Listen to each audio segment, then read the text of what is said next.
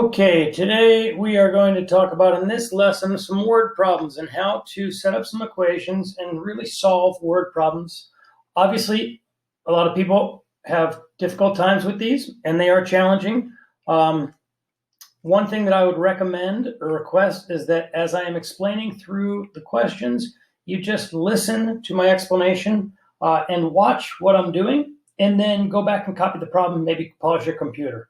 Another thing is the word problems, really the struggle is in the reading comprehension and in the vocabulary. So I'm not going to write any vocab words down here. You can go back and check my other expression videos where we talk a lot about vocabulary in those, and they should be of assistance. So let's get started. In the first one, it says the perimeter of a square is 44 centimeters. Find the length of each side of the square. Well, the one thing that we want to know is perimeter. So the perimeter is the measure of the outside, and is, when you ever see the word is, that means equals. So on my equation, I'm going to have it equal 44. And the fact that it says that it's a square, I know that there are four sides, and they're all equal to each other. So there are two different equations that you could do to set up. You could go 4s, 4 times a side is equal to 44, or you could go side plus side plus side plus side is equal to 44. And both of those would work. What's going to happen here is we're going to combine our like terms and get 4s, because s plus s plus s plus s is 4s. And that would equal 44. And then we would have to do the inverse operation of multiplying, which is dividing by 4. And you would get the side length is equal to 11 centimeters. Over on the other side, this is just a quicker version of that. So if you get here first, then you skip the step of combining like terms. I'm going to leave the even questions blank so that you can do some practice on those as we go. And then I will start on the second one, or number 3. It says Pilar wants to save $100. So right now, that is her goal. She wants to save $100. So I know that we are going to have a total of $100.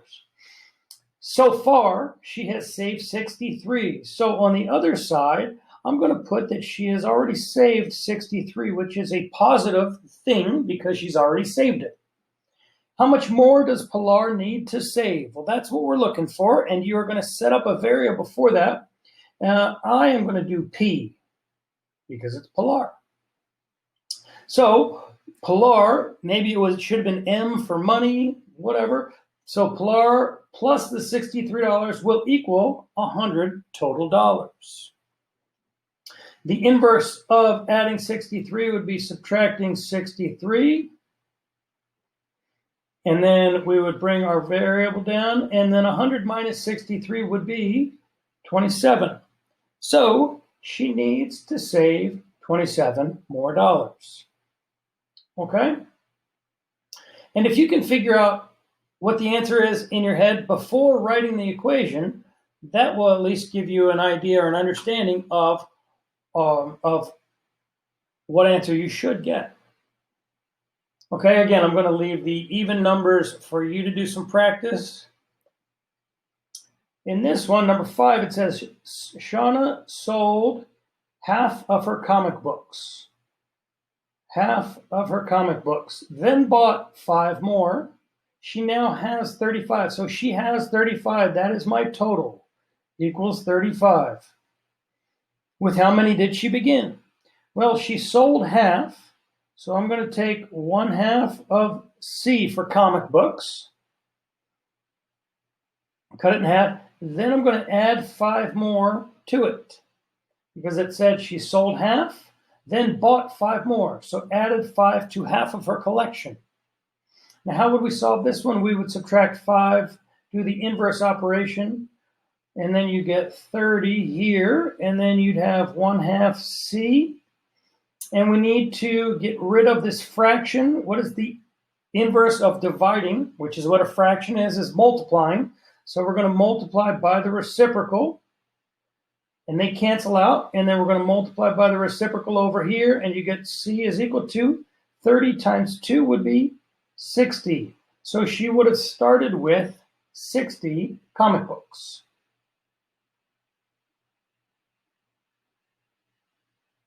I know that I might be talking a little bit fast, but the great thing about this video is that you can pause it and go back and watch it again. So as I am talking fast, if it is too fast for you, slow down and watch it multiple times. For the fourth example, it says Wendy worked 32 hours in all from Monday to Friday. So that's our total. Total, 32 hours.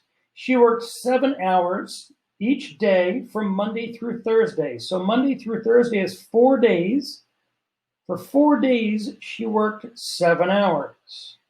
How many hours did she work on Friday? Well, the 4 days at 7 hours plus the amount of days on Friday will give us our 32. So the way we would solve this is I would simplify 4 times 7, which is 28, and then rewrite everything. And then do the inverse of adding 28, which is subtracting 28. They cancel out, and you're left with, on Friday, she only had to work 4 hours. And we come to our last question. And the last question says, the sum of 3 consecutive odd numbers is 81. Determine the 3 numbers. So if I have a sum of 3 numbers, that means that I'm going to have a number plus a number, plus a number is equal to 81. Well, how am I going to write these numbers? Well, the first number is going to be x. The second number is going to be consecutive odd, which means the next odd number. So some consecutive odd numbers would be like 1, 3, 5, or 5, 7, 9. Okay? So if I start with x for number 1, how would I get to number 3? I would have to do x plus 2, because 1 plus 2 is 3.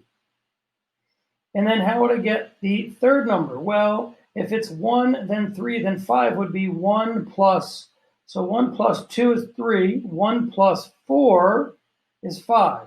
So it would be x plus 4, and that would equal 81. And if you do it down here with the next set, 5 plus 2 is 7, and then 5 plus 4 is 9. So this formula always works.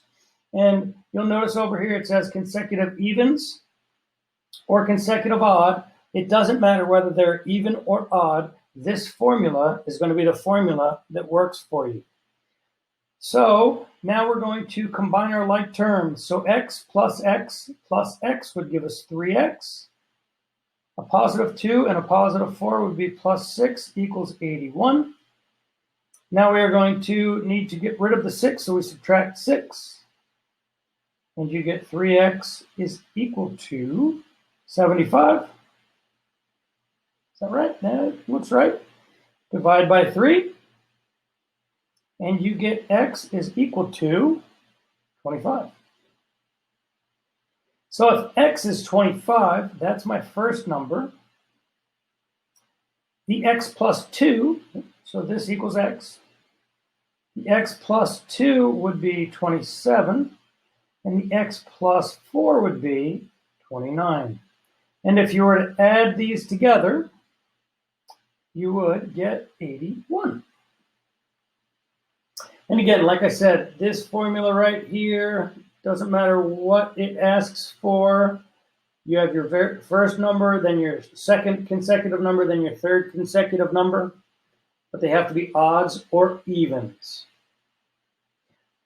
Okay, I know I talked fast through this video. What I do recommend is that you go back and kind of listen to it again, listen to it more than once, and try and pick up on some of the keys that I worked through the problems. Word problems can be challenging, but they have to do just as much, if not more, with reading, comprehension, and vocabulary knowledge as they do with figuring out the math. I hope this helped. Have a good day. Practice the other ones and get back to me if you have any questions.